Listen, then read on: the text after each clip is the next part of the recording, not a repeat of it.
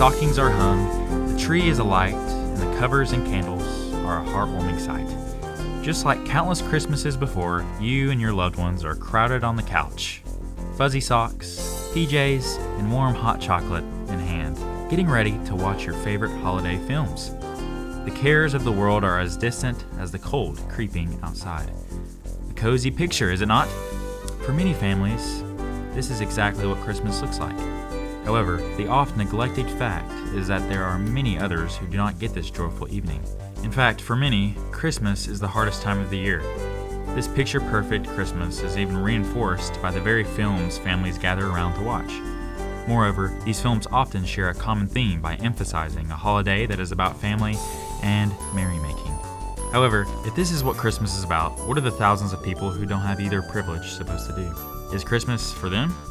Welcome to today's episode of the Three Scrooges Podcast. I am your co-host, Cooper Johnson. I will be joined by Nathan Turner.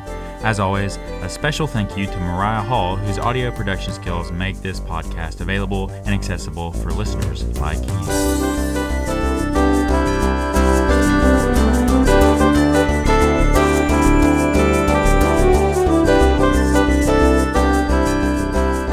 For that intro, Cooper. It's a wonderful evening to be joined by you as we try to figure out this question of what are Christmas movies about and what is Christmas about and what do these movies tell us about the meaning of Christmas. So, diving into that, let's talk about how the Grinch stole Christmas. Let's do it. So, in the Grinch, we see Whoville people, the Whos, one might say. People that are happy, joyful, and full of spirit, somewhat boasting in the way that they are so happy and that you're not as happy as me because look at my Christmas lights and all these different things. So we see the Grinch in light of that, and he is this lonely figure living inside of his cave, right? And how did this happen? We look back to his childhood. He grew up in Whoville, and the Whos are all inclusive, and they are welcoming of all community except for the green and the hairy and the hateful. So we see the Grinch, he's hateful, he's angry, and we see this evolution, transition from a more materialistic Christmas that is based around presents, gift giving, and all these different traditions and superficial ideas from the Whos to more of a relationship, family, community-based ritual tradition, I guess you could say. Shout out to Cindy Lou Who. She was the vehicle for this idea. Queen. Yeah, so it turned into this more community-based idea. In the end, when they were singing their song around the Christmas tree or whatever, and they didn't have any presents, they said something like, "Christmas will be Christmas as long as we have we." Cheer to all who's far and near. Christmas Day is in our grasp, so long as we have hands to clasp. This is a beautiful picture, right? Family, and this is what we were thinking about when we were sitting around the campfire. It rhymes. It must be true. It's beautiful. But then the question appears, what if we don't have we? What if we don't have any hands to clasp? Yeah, you're looking at this movie. It's about this outsider, the Grinch. He's off all alone. He's miserly. But moreover, he's hurting. He's not to blame, so to speak, for what happened. This was this terrible group that wanted him to fit what they had. And even then, we see at the end, like, the Grinch is the one who changes the most. It's not so much the group. It's like, oh, just join we. And then everything will be okay. So Christmas for the Grinch, it's about conforming to the group. It's about setting aside all these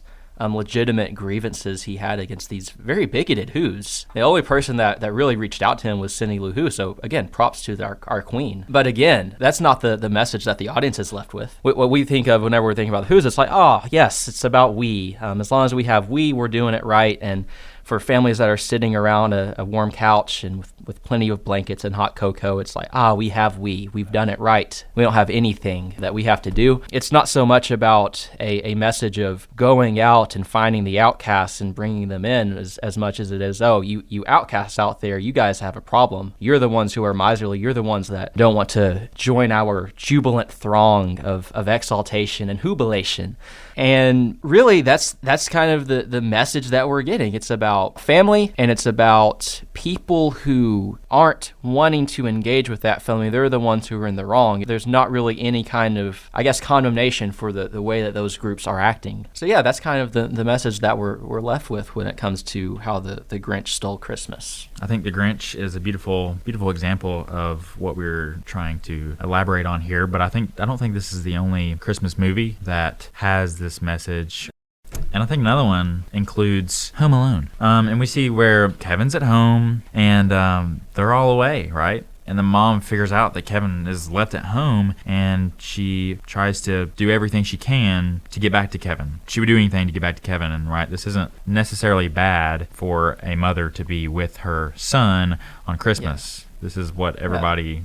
But again, that's not the point of the movie, is it? Right. I think an underlying message is this...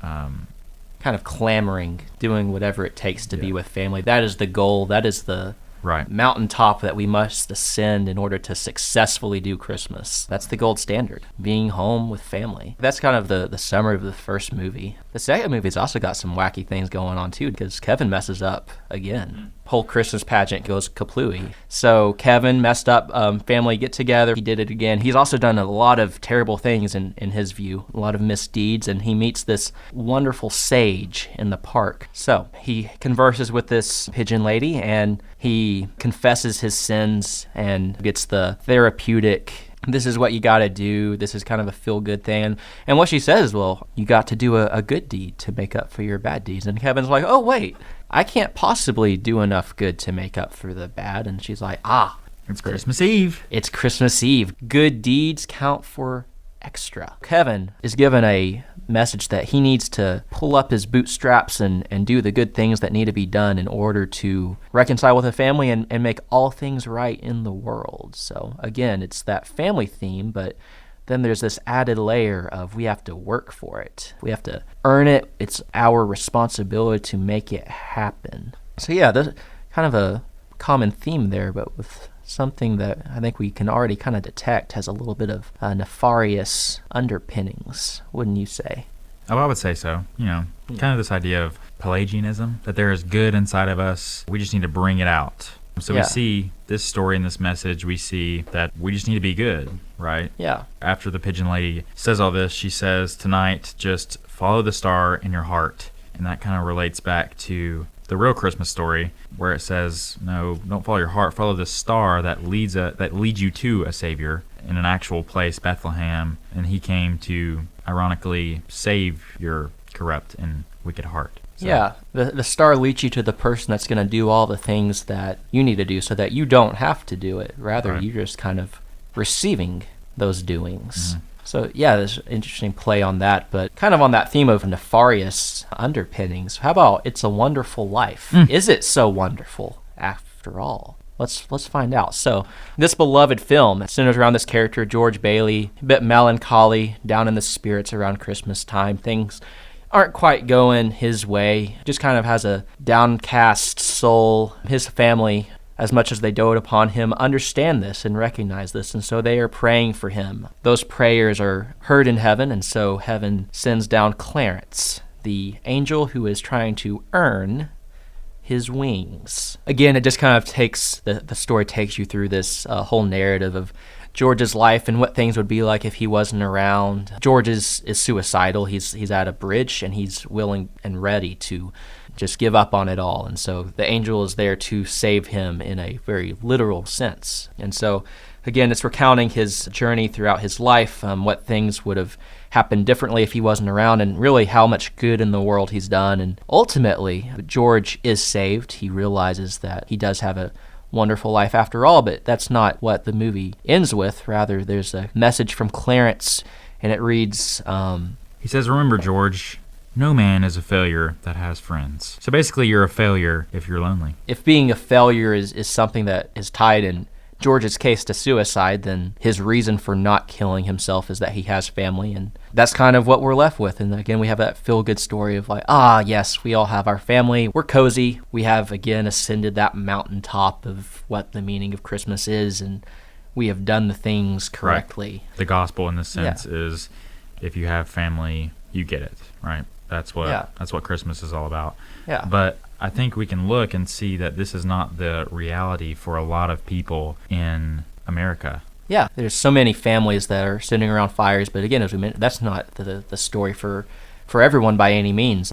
We did some research, and on an article by YouGov America, it shows that in 2020, 11% of U.S. adults spent the holidays by themselves. That's a lot. That's about 30 million if you extrapolated it perfectly. Now that you can't do that with polling per se, but even if it's just half that, that's still millions of people that are alone on this holiday that is supposedly, according to these movies, about family. So that polling is just kind of the average family. There certainly would have been a group that would have been underrepresented in that total, and that's the homeless population. And so we dug up some statistics on that, and apparently data shows that about 1 in 4 people who are homeless will be spending the holidays alone on Christmas. And moreover, like the holidays themselves on homeless populations are tremendously hard, because we think about, Christmas is our day off, and that's kind of the extent to which we think about Christmas. But Christmas being the majority of people's day off means that essential services for people that are homeless that they rely on, those are no longer accessible. Right. Whether it be soup kitchens or other valuable resources, those are closed. It's the holidays.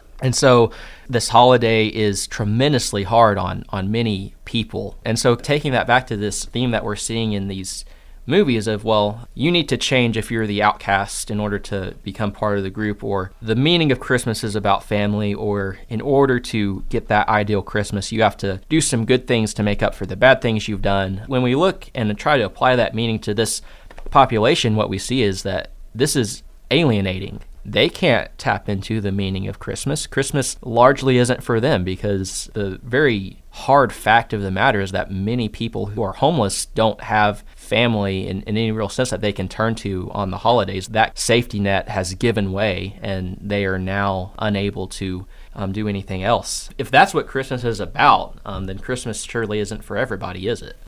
Yeah, so I think a lot of Christmas movies have a line in there at the end, this is the reason for Christmas. This is what it really means for Christmas. And, it is different. Maybe that's joy, maybe that's generosity, maybe that is family. But in all these ways, especially family, I think it's exclusive. Yeah, and exclusive in a way that it doesn't have to be, because let's think about Christmas for a second. Christ is in the name. There seems to be a logical reason to think that it should be oriented around Jesus. So when we think about the ordinary narrative of Jesus being born, you have the theme of the incarnation, you have the theme of the one who has come to do what is necessary for everybody else. You kind of have those themes converging into one story, and I think that when we try to synthesize a meaning of Christmas, especially relating it to who can access it, I think that we may quite possibly find a meaning of Christmas that doesn't have these same problems. So how can we get to a better meaning for Christmas, something that doesn't have these kinds of problems? Right. A lot of Christmas movies, differing in their messages, but, fill in the blank, this is the reason for Christmas. This is what Christmas is all about, whether that's joy, whether that's generosity, family, or doing good. I think those are all just in a sense superficial, and there's still a void in there. Relating back to the real Christmas story, I think there is a somewhat deeper and bigger message than what we are viewing in these Christmas movies, right? So doing good, in a sense, this still has a void, right? Because when we think about it, just like Kevin, we have done a lot more bad than good. And I don't think those good deeds can always cancel out. Just because it's Christmas Eve, they don't count extra. That's a bit arbitrary. Yeah, a little bit. So Christ was born to fulfill the law and to be the only good and righteous person. So he did what we couldn't do, and he lived the perfect life to become that ultimate sacrifice for our bad deeds. So we wouldn't have to worry about being good or being joyful or having family and what all these other messages and ideologies that these Christmas movies entail. That's not the only theme in the Christmas story by any means. The big one is the incarnation. Classical Orthodox Christian theology thinks of it in terms of you have humanity, you have something that is a human nature, and then you have God himself uniting himself to that nature. And that's something that's common to everyone because we're all humans.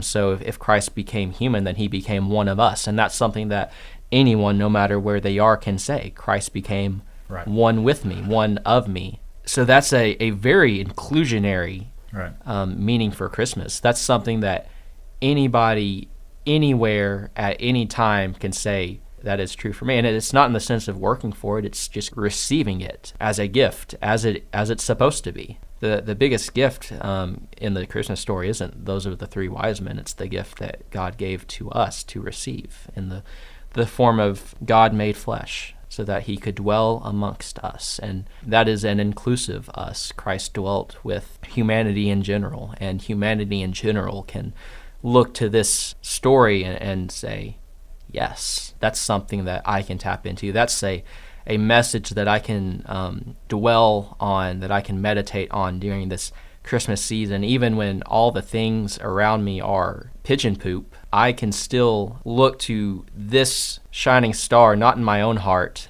but somewhere else that is guiding me to real peace, real comfort, a comfort that transcends whatever circumstances I'm facing. And it's a message that is a rebuke, I would say, of this cozy spirited, let's just focus on me and my family messaging of the holiday season, to rather reorient ourselves around this idea, well, God literally became flesh. He humbled himself to become flesh, and he humbled himself to go out to the outcasts. And so if that is the expectation, then shouldn't that be the expectation of us? So again, kind of doing how the Grinch Stole Christmas could have done, but actually leaving us with this weight and this burden of, we need to be mindful of the outcasts. We need to be mindful of those who don't have this same picture-perfect Christmas.